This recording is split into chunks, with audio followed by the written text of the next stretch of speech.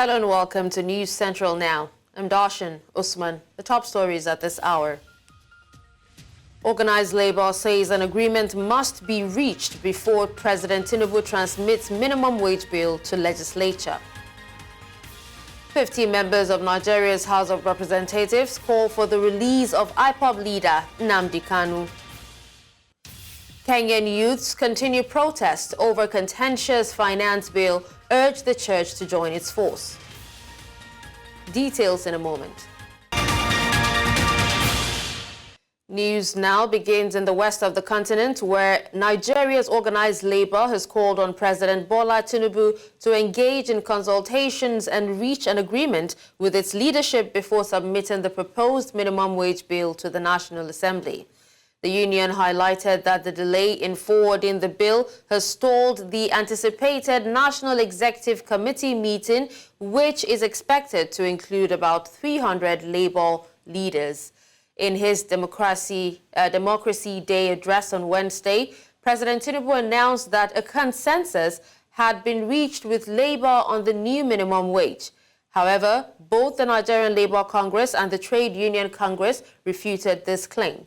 President Tinubu also assured that an executive bill will soon be sent to the National Assembly to formalize the agreement, emphasizing his administration's commitment to a democratic approach rather than a dictatorial one in dealing with labor issues. In the meantime, 50 members of the House of Representatives representing all 6 geopolitical zones of Nigeria have appealed to President Bola Tinubu for the release of Nnamdi Kanu, leader of the indigenous people of Biafra. In a letter dated June 19, 2024, the lawmakers, who are from various political parties, urged President Tinubu to initiate a peace process to address the insecurity challenges in the southeast.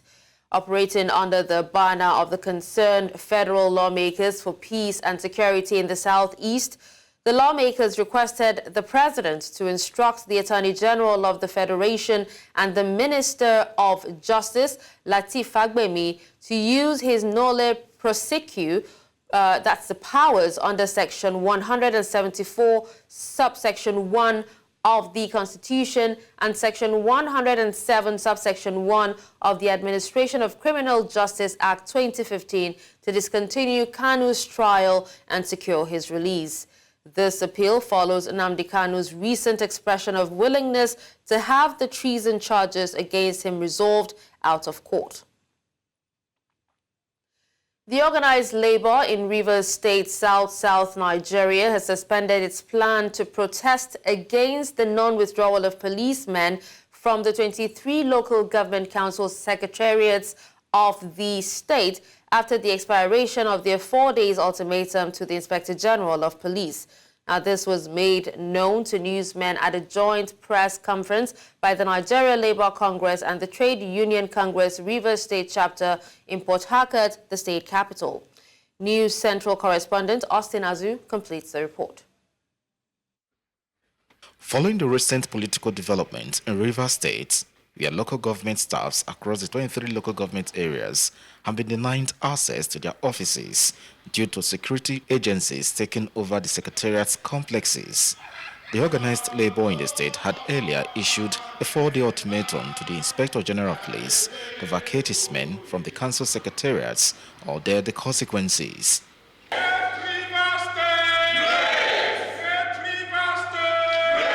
3 days after, the union leaders are here to provide updates about the proposed action. We have it on good authority that some miscreants have been fully mobilized by the enemies of Rivers State to cause mayhem across the 23 local government areas under the cover of organized labor ultimatum, which elapses on Monday, 24th of June, 2024. While speaking on the reasons for the suspension of the proposed protest, the organized labor in the state said they have uncovered plans by some suspected politicians and hoodlums in the state to hijack the protest.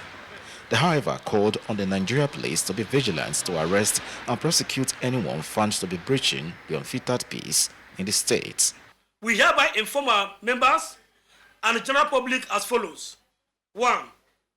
That Rivers State Organized Labour has not directed anyone or group of persons to embark on any form of strike action or demonstration following the lockout of our members at the various local government areas in Rivers State by the Nigerian police. Impacted affiliate unions were advised, especially the Nigerian of Local Government Employees (NOGE), is hereby directed to remain on standby until further notice for likely lawful industrial action by the organized labor. These miscreants have concluded plans to take undue advantage of a peaceful protest or strike that may have commenced tomorrow to cause mayhem in Rivers State, to enable them continue to pursue their selfish act of asking for a state of emergency to be declared in Rivers State. We reject that, and we want to inform the general public that we hereby step down all our planned peaceful protests slated for tomorrow. In another development, these State Council chairmen have accused both the NLC and TUC of being biased and partisan in the ongoing political crisis in the state. Now, what we observed from the list of caretaker committee members, we observed that across the 23 LGAs, that appointments were made from NOLGE members as part of the caretaker, whereas these NOLGE members are staff of the council. They are not supposed to be. And that is the reason why we observed recently that NOLGE has collaborated with NLC and TUC to carry out a protest tomorrow being the 24th day of June against the police report that the IG has ordered to stay in the councils to maintain law and order so that there will not be any further death as we experience in Omoma local government. Meanwhile, the organized labor in the state have denied being partisan, but reiterated their commitment to continue fighting for the rights of their members. In Port Harcourt for News Central, Austin Azu. Meanwhile, the Association of Local Governments of Nigeria, ALGON, Rivers State Chapter, has alerted security agencies, especially the police, to the Rivers State government and the public on the consequences of the planned protest by the former local government chairman and former members of the State House of Assembly and National Assembly members in the state. Addressing a press conference in Port Harcourt on Sunday, ALGON chairman Prince Ichemati Ezebunwo warned that the protest was a sinister plot to cause anarchy and chaos with a view to destabilizing governance and creating an excuse to actualize their design for a state of emergency in the state. Ezebunwo stated that since assumption of duty of the caretaker committee chairman, no one has attempted to forcefully take over or gain access to any of the local government secretariat in line with the governor's directive until the police withdraw or remove whatever barriers put in place to protect government assets. Ezebunwo, who is also Port Harcourt City Council Caretaker Committee Chairman, called on the Inspector General of Police, Kayode Egbetokun, and the State Commissioner of Police, Olatunji Disu, to swiftly swing into action and ensure the maintenance of law and order by checking any illegal protest in the state. We are drawing the attention of the general public against the planned protest by the immediate past local government chairmen, former assembly members, and National Assembly members loyal to the FCT Minister, Chief Nyesom Wike, against the Nigerian police force manning the 23 local government councils across the state. The planned protest is not in the interest of the local government areas and the state in its entirety.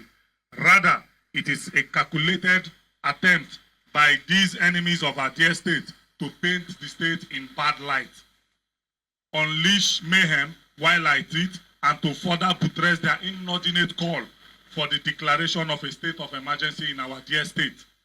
We emphatically state that we, the Association of Local Government of Nigeria, Argon, River State Chapter, and our people are in support of the police decision to take control and protect all local government council secretariats until further directive on the matter. We want to categorically state that we are not in any way linked to the planned protest, as it is inimical to the progress and well-being of the people of River State, considering the sinister plots by some desperate politicians to take advantage under the guise of protest to cause chaos and destabilize governance in our state. Therefore, we call on all law-abiding citizens of our dear state to discountenance the planned protests and to go about their lawful businesses. We wish to place on record that should there be a breakdown of law and order as a result of the planned protests, the organizers and their sponsors, as enlisted above, should be held responsible. We want to thank the good people of River State for their continued support for the governor of River State. I am now joined by News Central correspondent Austin Azu, who is on ground in River State to give us an update on the situation. Hello, Austin. Thank you so much for joining us at this time. Now, can you just go ahead and give us an update on what is happening in River State? Especially, we already know that there have been changes to the planned protest. That's the schedule that was the protest that was supposed to be scheduled for today. But what about the demands? What's happening?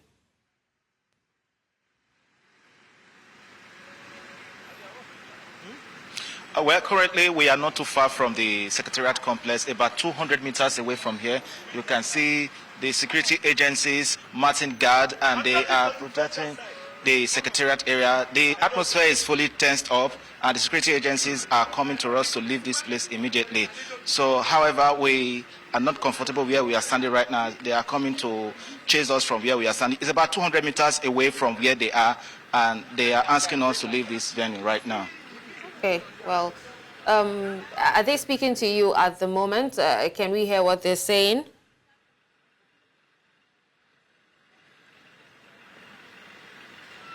They're asking us to leave this spot at the moment. So, but actually, the protest was suspended based on the briefing from the NLC, the TUC, including the Afghan leadership in the state. However, due to some of the circumstances that has been playing out within the state in this area, so they have decided not to proceed on the industrial action, on the protest. Okay. Now, I don't know if, you know, because I actually saw some people walking past you. I'm assuming they're the employees. But if you have an idea, can you tell us, you know, what the mood is like among employees, security forces, and caretaker bosses? Because we already know that, you know, a few days ago, the caretaker bosses said that they're not in support of the planned protest. So there seems to be, like, you know, a disparity between the local government employees and the caretaker bosses. And you talked about, you know, tension between you as a journalist and also the police. Is there any sign of tension between these three categories of people?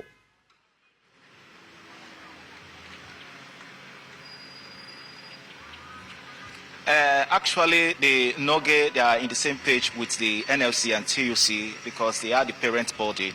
But however, due to the fact that the Afghan have actually joined them in the same category, but nevertheless, the Ousted Council bosses, they actually accuse the TUC, precisely the NOGE union, for being complicit, that they have been biased because most of them were enlisted into the caretaker committee that the governor inaugurated.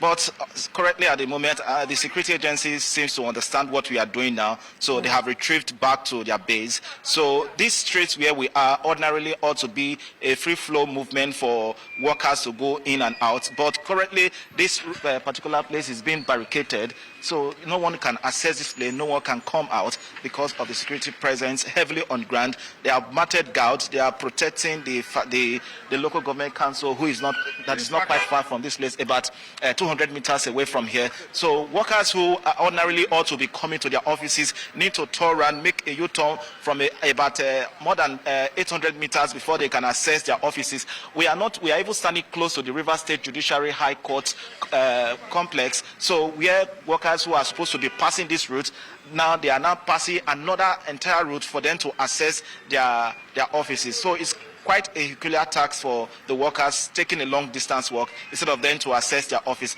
And meanwhile, this barricade and these security agencies are not only they are not only for storing the movement of Noge workers who ought to be going to their offices this morning, but every other offices around this corridor, they have to take a walk or they have to make another U-turn for them to access their offices.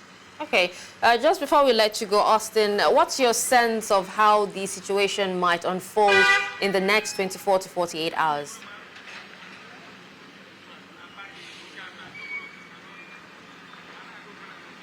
Well, there's concern about everyone who currently in River State, precisely in Port Harcourt. Now, if the security agencies did take proper surveillance of the area, there are likely going to be infiltration if they are not properly being proactive. You can see what the security agencies came to perform just not quite long. They thought that we are like some other persons, so they have to come and do proper inquiry before they have to allow us to continue our conversation here. So it's likely the security agencies need to collaborate with all the security agencies, the police, they need to collaborate with all the security agencies, the police, the DSS, the military, including the local security agencies, to ensure they're able to gather, intelligence so that they'll be able to nip any crime in the bud or suspected crime in the bud, to ensure that this particular day we have a free, a raccoon-free day here in the state capital and across the 23 local government areas here in River State. All right, well, thank you so much, Austin, for giving us that update, and please do stay safe. Away from that, let's also tell you that the Christ Embassy Church, Ikeja, Lagos, was gutted by an early Sunday morning fire which destroyed property worth millions of naira. This fire incident is not the first to be recorded at the Nigerian headquarters of the church. The good thing is that no life was lost in the incident. News Central's Chidinma Ona brings us more in this report.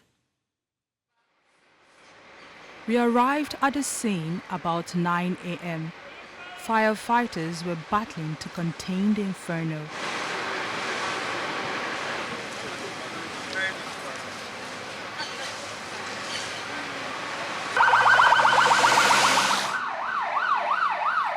One truck after another emptied their content into the church building.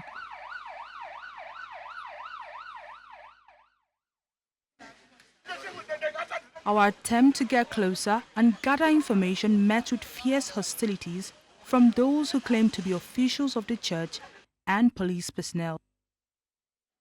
Other journalists were also restricted, and no official of the church who were the eyewitness to the incident were willing to speak to the press. 2 hours after our arrival, the fire was subdued. But that relief short-lived as thick smoke began to surge from another end of the church building. Even the spot where the flame was put out earlier found fresh energy to burn. After another 2 hours, the General Manager of the Lagos State Emergency Management Agency emerged from the building. He said the fire has been put out. We are able to curtail the spread of the fire, and we are now looking at the secondary challenges, because we've seen a lot of structural defects, cracking, and we are combining it with evacuations and making sure the place is safe. However, I need to assure the good people of Lagos State that we are on top of the challenges, There's no mortality, there is no mobility, although the fire is massive, and very soon it will be totally put off. The cause of the fire will wait for an investigation. Mr. Osanyintolu also said the next step is to assess the integrity of the building. We are in the stage of looking at the secondary challenges. So we are still working. The operation is still ongoing, and I'm sure we will give you a detail when we finish.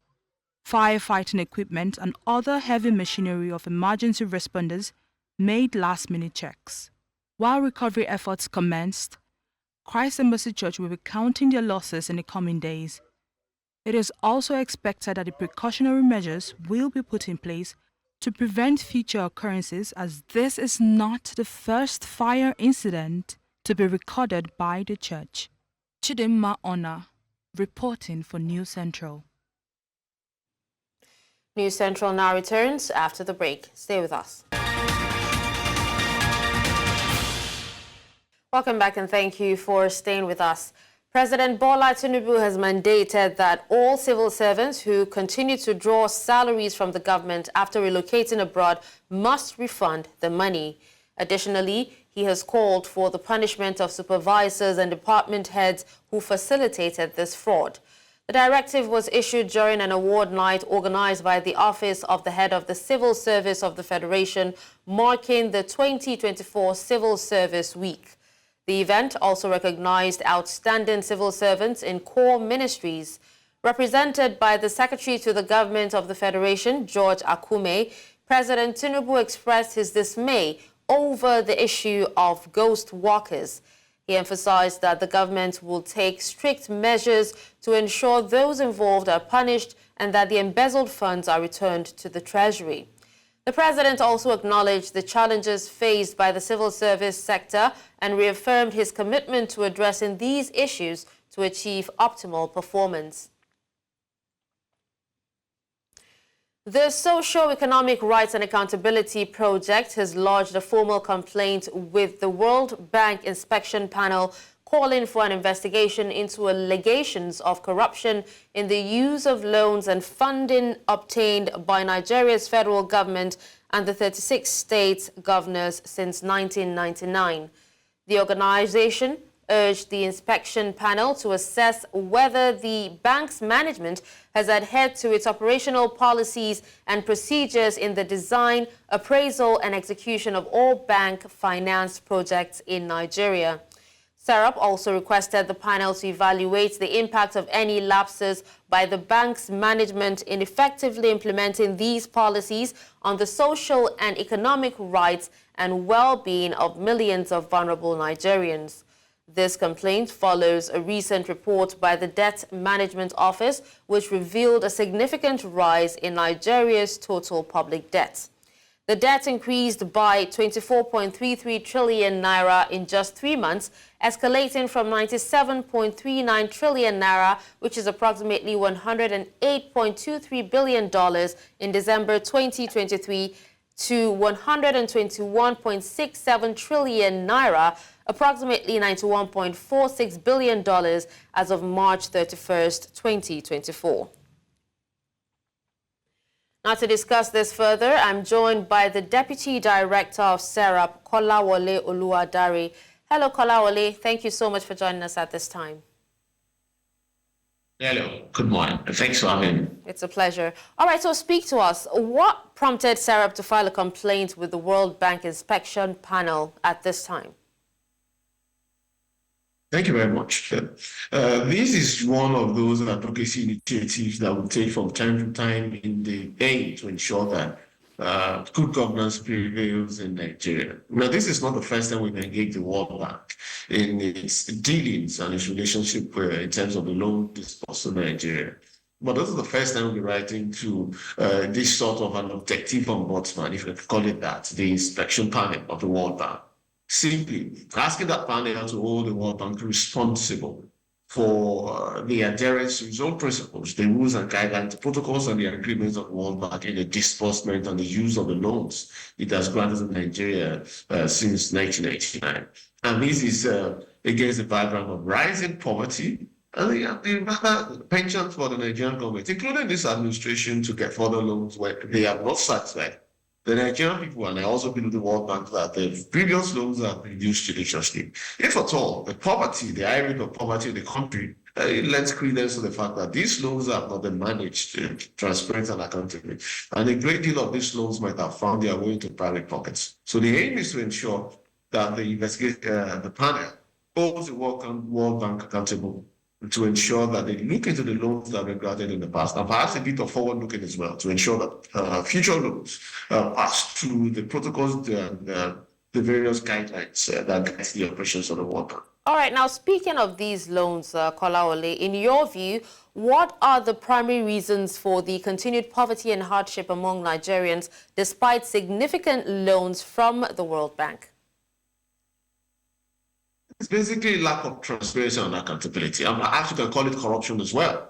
But lack of transparency and accountability may not necessarily be corruption, but we do know that it enables corruption. So when you look at the huge funds that Nigeria has obtained by way of loans from various agencies and the huge amount of loans that have been granted by the World Bank to Nigeria, you cannot marry that with what you see as, you call it development, but it's more of underdevelopment in Nigeria. So it simply means that it's either these funds were not enough to meet the demands for which they were released, or they found their way into private pockets. And if you look at the records of the World Bank has disbursed loans for 197 projects in the 1970s to Nigeria, ranging from education to security to even food security. And so none of the sectors Nigeria, can you say, is barely even well developed? How much so developing as it were? So that means that the World Bank needs to look at its processes to ensure that they are not just giving money to private individuals under the guise of giving money to ensure the rights of the Nigerian people.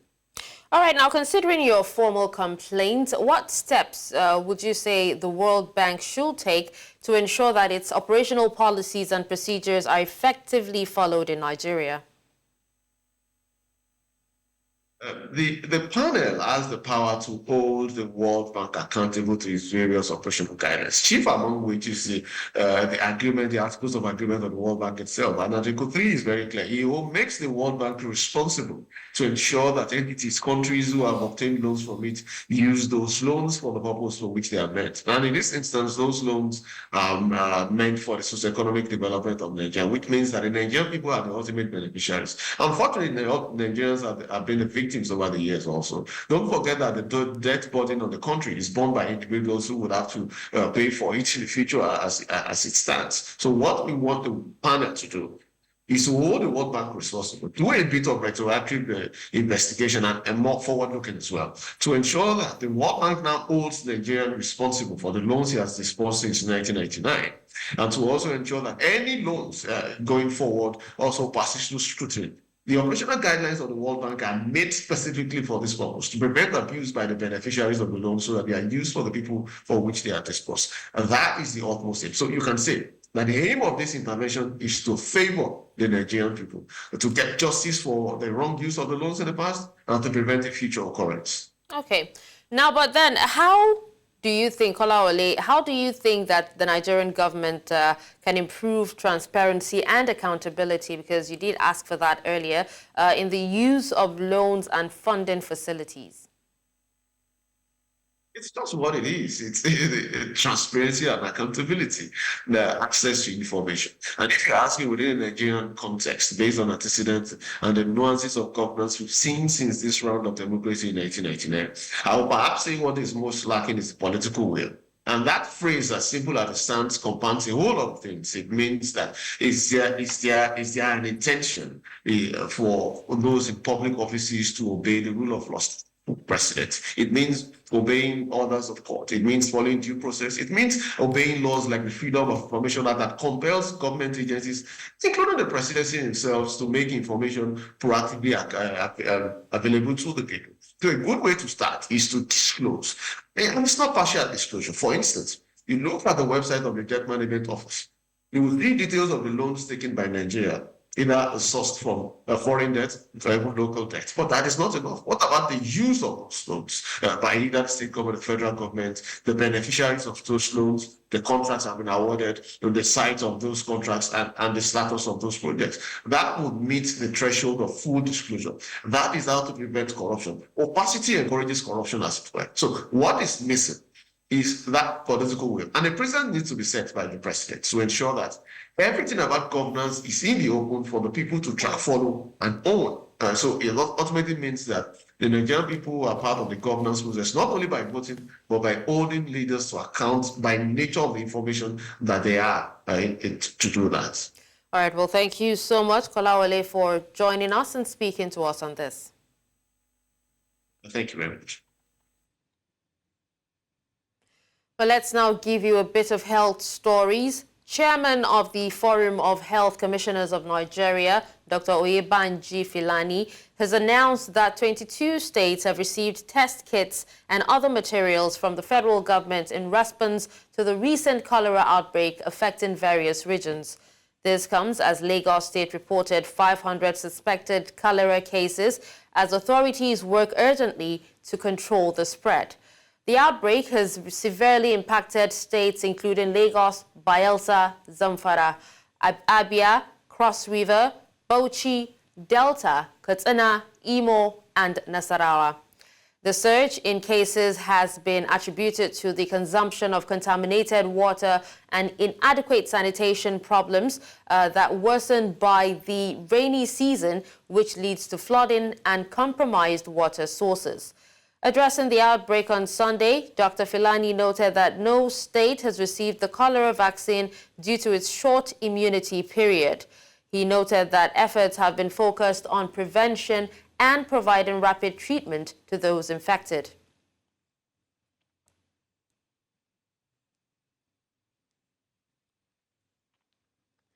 The Federal Road Safety Corps has clarified that it does not intend to abolish patrol points in the southeast states of Abia, Imo, Ebonyi, and Enugu.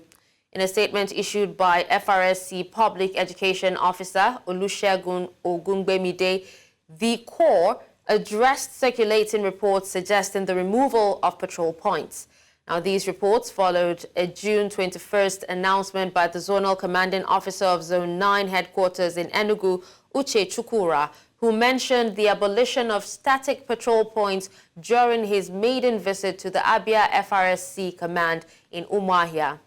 Chukura explained that the zone had shifted to mobile patrol operations instead of the traditional static checkpoints.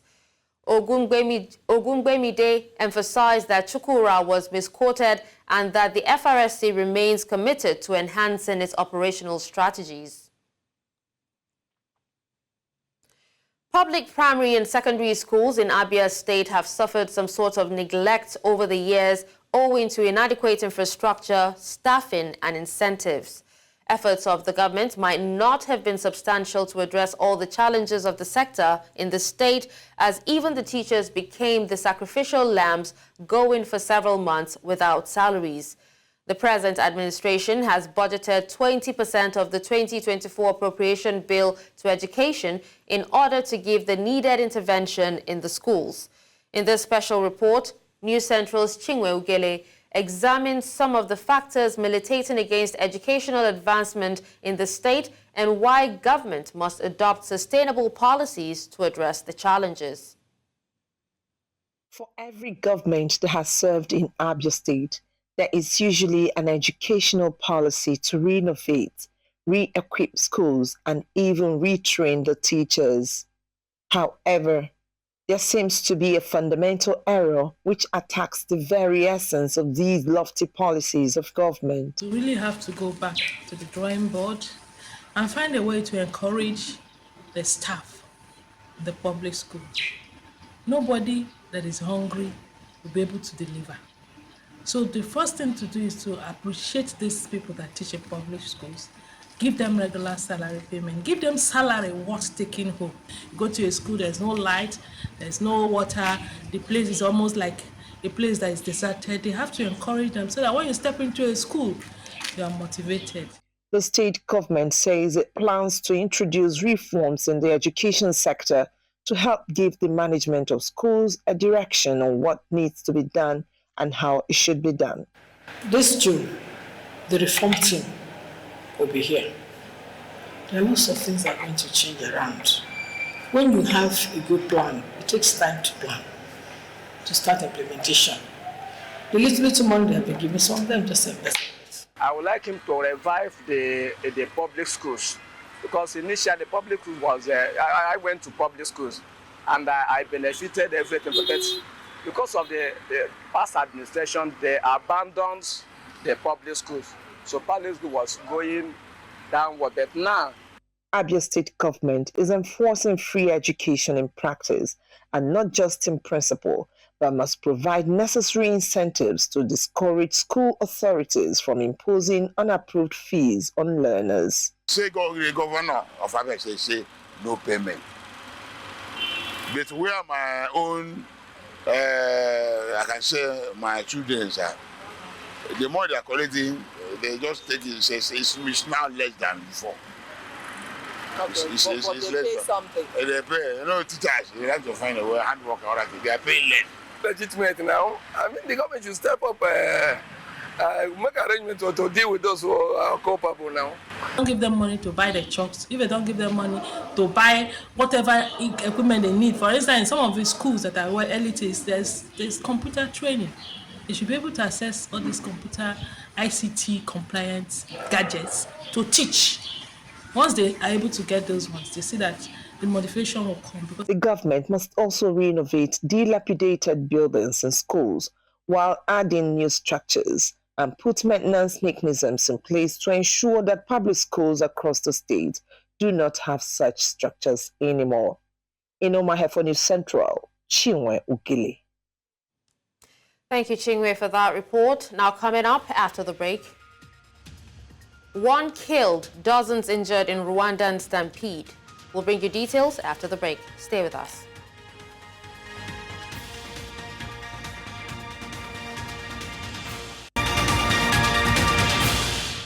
In the east of the continent, in a powerful display of unity, hundreds of young Kenyans gathered in Nairobi to march, urging the church to denounce the controversial finance bill proposed by President Ruto.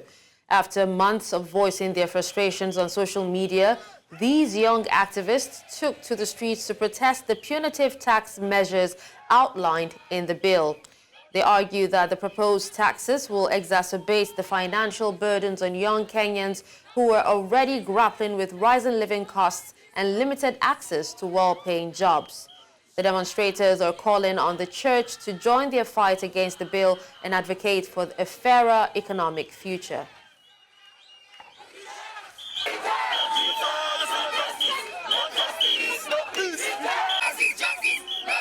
I'm hoping and praying that this will be a spark, especially towards the church, because what we are seeing is, as in hakuna wase wanaongea, these guys who are called the clergy, they are too scared to do anything or to speak against it for their own reasons.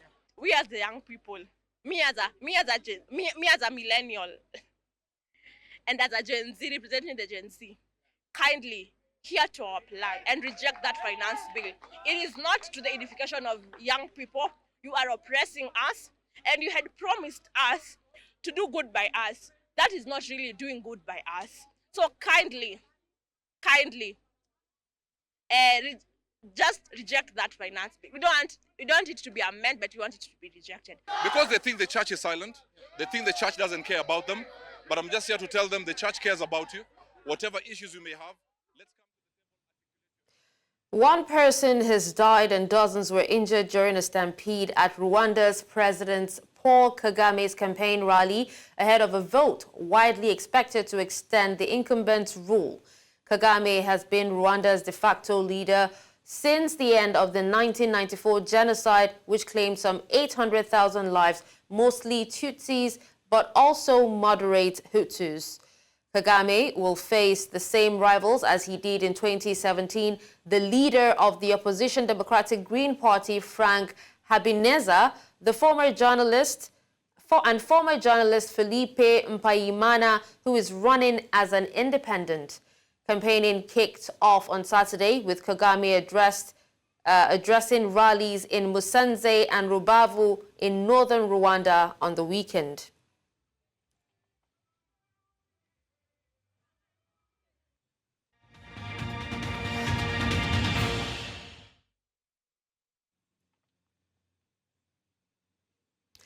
Now, in other news from around the world, Taiwan's President Lai Ching-te says China has no right to punish the people of Taiwan just because of what they advocate.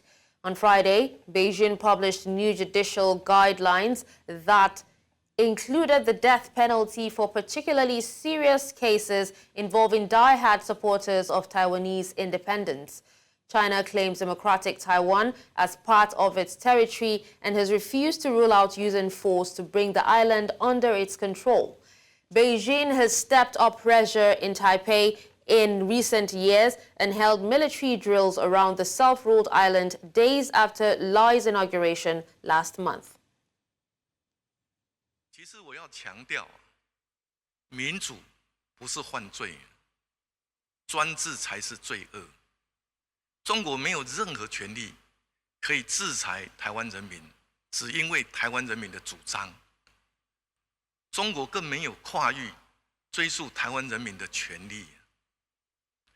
另外，我也要呼吁中国要正视中华民国的存在，和台湾民选合法的政府交流对话，这个才是增进两岸人民福祉的正确之道。如果不这样做，台湾跟中国的关系只会越来越疏。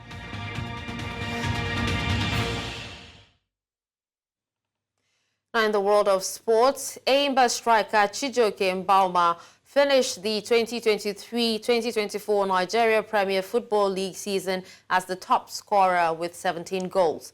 The 21-year-old netted twice in their final match against Plateau United, surpassing Remo stars Sikiru Alimi, who scored 15 goals. Enyimba has produced the league's highest scorers for 3 consecutive seasons: Victor Mbauma in 2021-2022, Emeka Obioma in 2022-2023, and now Chijioke Mbauma in 2023-2024. As the top scorer, Mbauma will receive 200,000 naira and the Unicel Golden Boot plaque. Team Nigeria struck another gold medal in the ongoing athletics championship in Douala, Cameroon on Sunday via Ese Broom. Now, Broom was among the medal prospects for Team Nigeria in Douala, and she never disappointed as she lived up to the billings. Broom dug deep into her wealth of experience, landing a final round jump of 6.73 meters to strike gold. Kuala of Mauritania had to settle for silver, and she also found it difficult to handle Broom. Broom kept on her 8-year win streak on the continental level. Still talking sports, former world #1 Dmitry Ovcharov and Indians Srija Kula claimed the 2024 WTT contender Lagos single titles as Teslim Balogun Stadium. Ovcharov defeated Ricardo Walter 4-1, winning his second WTT Series single title. Akula triumphed over China's Ding Yizhi 4-1, marking her first WTT Series singles title. Akula also won the women's doubles with Archana Girish Kamath, defeating Yeshawini Gopade and Dia Parag Chitale 3-0. In men's doubles, India's Hamrit Desai and Manav Vikash Taka beat Nigeria's Aziz Sholanke and Olajide Omotayo 3-0. The mixed doubles title went to Korea's Shin Yubin and Lim Jong-hoon. The event featured 32 draw singles and 16 draw doubles with an $80,000 prize pool. And that's all at this hour. But before we go, let's take another look at some of our top stories. We told you that organized labor says an agreement must be reached before President Tinubu transmits minimum wage bill to the legislature. We also told you that 15 members of Nigeria's House of Representatives call for the release of IPOB leader Nnamdi Kanu. Finally, you heard that Kenyan youths continue protest over contentious finance bill, urge the church to join its voice. Send your eyewitness report to the WhatsApp number on the screen. Do follow us on social media. We are at News Central TV. You can watch News Central live on DSTV channel 422, Star Times channel 274, Avo TV, and YouTube. Many thanks for watching. I'm Darshan Usman.